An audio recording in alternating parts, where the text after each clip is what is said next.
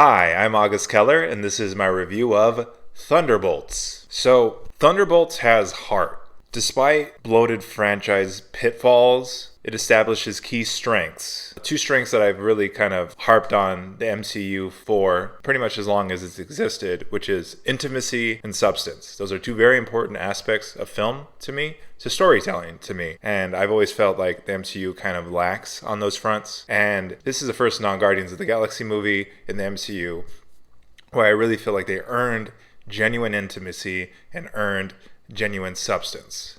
Most importantly, the central protagonists, they have emotional vulnerabilities. They're genuinely vulnerable. The drama is not only interwoven with the plot, but often drives the plot. It pushes the plot forward. There are real themes about mental health, specifically depression, and this all culminates with an internal arc.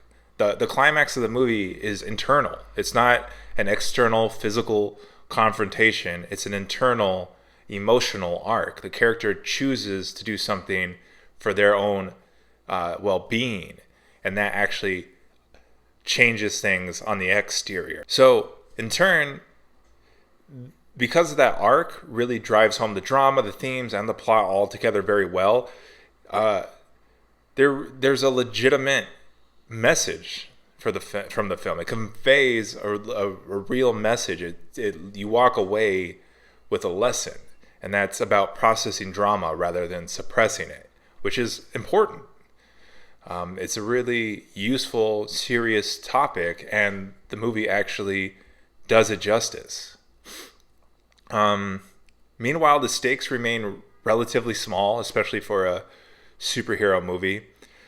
So that makes the story much more unpredictable and also very personal. Back to the franchise pitfalls, because I only gave the writing a 7 out of 10.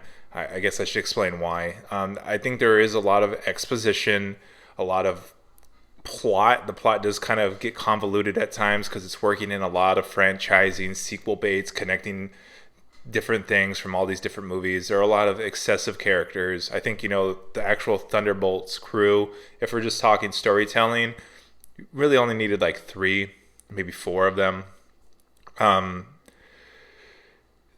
But in the comedy, I think that the witty banter kind of gets overdone at times. The MCU is kind of known for that at this point. But, I think the banter really the comedy kind of stays in line with the material more here. It's kind of self-deprecating, which kind of suits the themes. So I actually did not mind the comedy as much as I have in other MCU movies. I actually kind of even liked it most of the time. And yeah, the acting really blends like comedic timing with these layered vulnerabilities. Some people are like full-blown crying. Other characters, you can see them like more internally upset. And that really kind of unites this, because the story does get unwieldy. There's a really great story buried under like a lot of extra stuff, and the acting really kind of helps hold that all together. So yeah, I would say Thunderbolts, it's sincerity. It's really sincere. It's dark, but it's not brooding. It's dark in like a sincere way. It's willing to get real. And that sincerity really softens a lot of its shortcomings. Technically, unfortunately, this is where I think Thunderbolts kind of is a bit of a letdown. It doesn't quite rise to the material. I found the technical aspects of the movie to be a bit more bland, a lot more what you would expect. All the same problems with MCU movies that we often see. So, the tone does hold together. Like I said, the acting does a good job of that, but it is kind of messy, and sometimes it does feel like a little like it clashes. But generally, it works.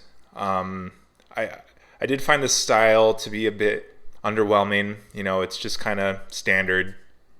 The cinematography, it's so gray and so dark a lot of the times. I feel like the shots are just a little underlit, desaturated, and there are some uses of angles and some uses of lighting that I liked, but that's kind of peppered in, and mostly it's just kind of gray. The editing maintains passable momentum, I'd say. In general, I was not too bored. I think the first hour really works, and I'm like engaged. Then I kind of lose interest, and then the climax, I'm back into it. But there is a lot of clunky cross-cutting. Like I said, the story is kind of unwieldy. It's jumping between different storylines, and the cross-cutting between the storylines isn't as fluid as it could be. And I also found the resolution after the climax to be very thin. It kind of just, it climaxes, and then the movie's over pretty shortly after that. And, you know, there's a lot of emotions to sit with and tie off that they could have spent more time on, I think. The sound design has a lot of split cuts, like kind of like extended split cuts, a lot of distortions. There's like a lot of trippy dream sequences, and there's echoes and emphasis and stuff like that in the dream sequences. And of course, there's a lot of action. Maybe not as much as you would expect, but all that, you know, adds to the soundscape. The music, as usual with MCU movies, is pretty unimpactful. I didn't really notice it much. There's a couple like comedic needle drops, but that's pretty minimal. You know, it starts and ends with the iconic Avengers theme, and that kind of has a meaning. But other than that, the vast majority of the music I did not notice. The production design is also very bland. You know, I found it lacking in color and any kind of aesthetic. It's just kind of just gray, concrete buildings, characters wearing black. The villain looks really interesting. The final villain looks really cool. I really like how they did that. But other than that, I think the production design is pretty below average, I would say, even. The cast has nice star power. I think Florence Pugh is an A-lister, and Sebastian Stan and David Harbour are names that I think a lot of people know. I think the fit is generally good. The diversity, I think, is a little, you know, iffy. There's women, there's a few people of color on the sides, but I think I could have used more diversity. And I also feel like I should mention that I was a little distracted by the Nepo babies of it all. I mean, I hate to reduce these actors to that, but, you know, Pullman and Wyatt Russell, they're both very prominent, and I know that both of their dads were actors from my childhood, so I found that a little distracting. It kind of brought me out of it a little bit. But, you know, they did a good job, so, I mean, that's separate. The acting, they did well. The casting of them, I just feel like I should mention, I still give that casting a 9 out of 10. I think the cast is great. I just feel like I should say that. That's part of why I didn't go full 10. It's a smaller part, but it is a part of it. As far as the effects go, I think the CGI is, you know, generally, you know, it's abundant, of course, but I did find it inconsistent, as usual with MCU movies. Sometimes it looks great, sometimes it looks a little wonky. But there are some practical stunts that I found satisfactory, like car stunts, little pyrotechnics, you know, of course, the hand-to-hand combat, there's a lot of choreography and stunts with that. So in general, the effects are fine, pretty good. So yeah, ultimately, I would say Thunderbolts is likable. Yet it struggles to be outright lovable. I really wanted to love it. Like I said at the start, there's things about this movie that I've been waiting for from this very big franchise for a long time, for decades, and I'm really glad to see it.